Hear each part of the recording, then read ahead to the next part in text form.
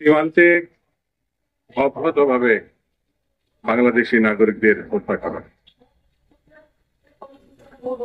এটা আজকে আজকে হচ্ছে এমন না, দীর্ঘদিন ধরে এটা অব্যাহত আছে। স্বাধীন সার্বভৌম গণতান্ত্রিক বাংলাদেশের নাগরিকরা নিরাপত্তা চাবে, নিরাপদের সঙ্গে বসবাস করবে, এটা খুব স্বাভাবিক। যেসব নাগরিকদের হত্যা করা হয় তারা বাংলাদেশের সীমানার মধ্যেই থাকে, কিন্তু তারপরও এটি একটি জঘন্য অপরাধ। কোন রকম সতর্কতা ছাড়াই তাদেরকে নির্বিচারে হত্যা করা হয়, এটা আমরা তীব্র প্রতিবাদ জানাই। এটা বন্ধ করতে হবে। পৃথিবীর অন্য কোনো দেশে এরকম বর্বরতা নাই, যেটা আমাদের সঙ্গে বন্ধু রাষ্ট্র হিসাবে পরিচিত পার্শ্ববর্তী দেশ যেভাবে এগুলো করছে। বন্ধুরা, সীমাহীন লুটপাট, গণতন্ত্র হত্যা, নির্বিচারে মানুষ হত্যা, এটা গত 1-1.5 মাস আগের কথা না। 16 বছর ধরে নির্বিচারে মানুষ হত্যা করেছে। গণতন্ত্র এবং স্বাধীনতার প্রশ্নে কথা বলার জন্য, মানুষের অধিকার দাবি কথা বলার জন্য শেখ হাসিনার সরকার এই অপকর্মগুলো করেছে। এত টাকা সরিয়েছে বাংলাদেশের ব্যাংক থেকে শুরু করে 12টি ব্যাংক থেকে। বিশ্বে এই ধরনের নজির আছে বলে আমার জানা নাই। এই টাকাগুলো বিদেশে পাচার করা হয়, পার্শ্ববর্তী দেশে এবং বিভিন্ন দেশে এই টাকা আছে। গণমানুষের তীব্র আন্দোলনের মুখে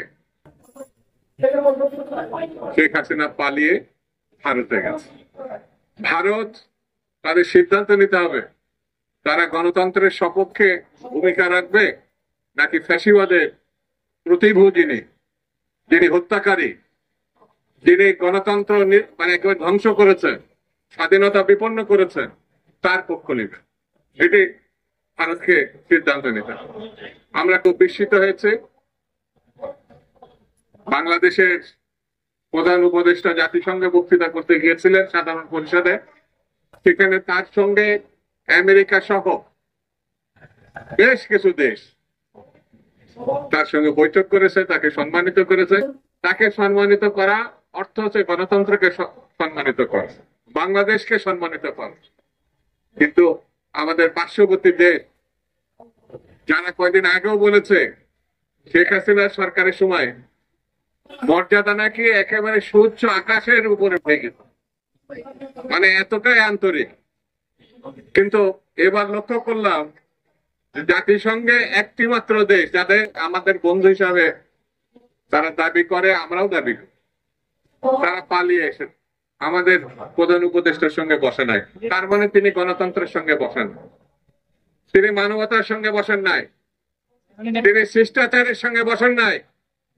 যে দেশ ৭১-এর মুক্তিযুদ্ধ, ৯০-এর গণ আন্দোলন, গণ অভ্যুত্থান, ২৪-এর গণ অভ্যুত্থানে বারবার প্রমাণ করেছে তারা গণতন্ত্রের শুধু পছন্দ করে না, মানুষের অধিকার মানবতার শুধু পছন্দ করে না, এর পক্ষে তারা রক্ত দিয়ে দাবি আদায় করতেন, তার পক্ষে তারা দাঁড়ায় নাই। আমি বেশি কথা বলবো না। আপনারা এই তীব্র গরমের মধ্যে এই জায়গায় আপনারা আছেন, শুধু একটা কথা বলি, যেখানে টাকা থাক, বাংলাদেশের টাকা, লুটের টাকা, সে যদি সাগরের নিচে থাকে অথবা কোনো ব্যাংকে অথবা শেখ পরিবারের কোন সদস্যের কাছে, আওয়ামী লীগের কোন সদস্যের কাছে, ভালো ভালো এটা ফেরত পাঠান, বাংলাদেশ সরকারের কাছে এটা ফেরত পাঠান।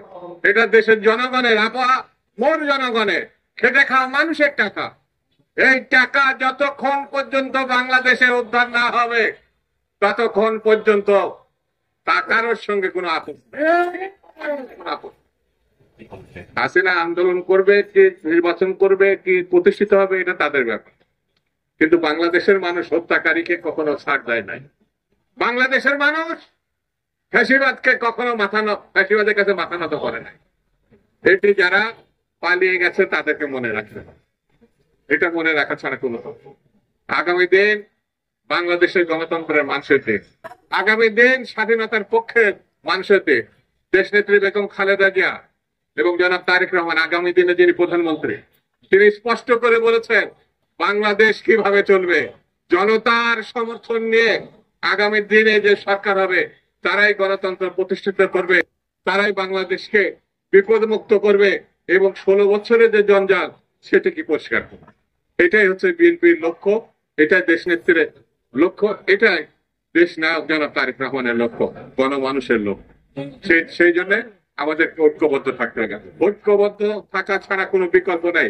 চারিধারে ষড়যন্ত্র, চারিধারে বিশৃঙ্খলা করার অপচেষ্টা হচ্ছে, তার বিরুদ্ধে আমাদেরকে রুখে দাঁড়াতে। এই আহ্বান সবাইকে জানিয়ে, সবাইকে ধন্যবাদ দিয়ে আমি আমার বক্তব্য শেষ করছি। বাংলাদেশ জিন্দাবাদ।